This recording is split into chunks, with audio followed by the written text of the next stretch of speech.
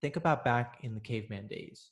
You had one caveman who thought that he was looking at a stick, but he went to grab it and it was a poisonous snake and he's dead. Mm. Then you have another caveman who heard about that or saw it happen.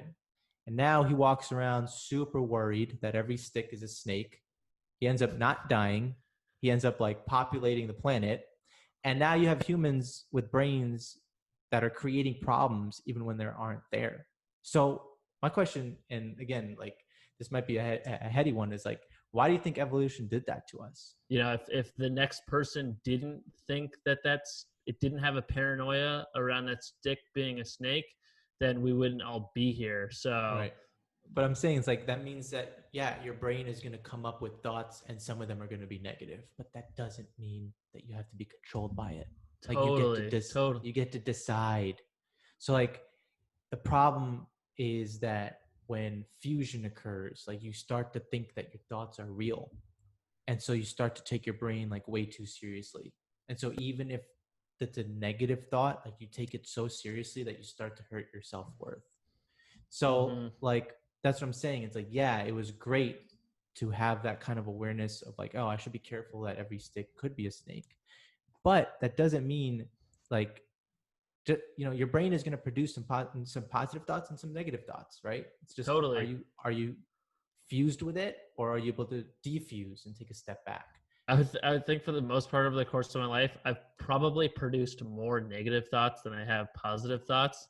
And like, you know, it's not like, I don't mean to, that's not like it's cynical review of my life. It's just like, if I had to think about it objectively, you know, my brain seems to spontaneously produce thoughts of apprehension or fear or regret, whatever it may be, more than it spontaneously produces thoughts of like gratitude or self-confidence or like happiness. So, you know, Yeah. to your point, like that's, I think, part of why we're all here. So, okay, you know, that's the nature of the human mind, but we do have the power to actively try to step back from that thinking.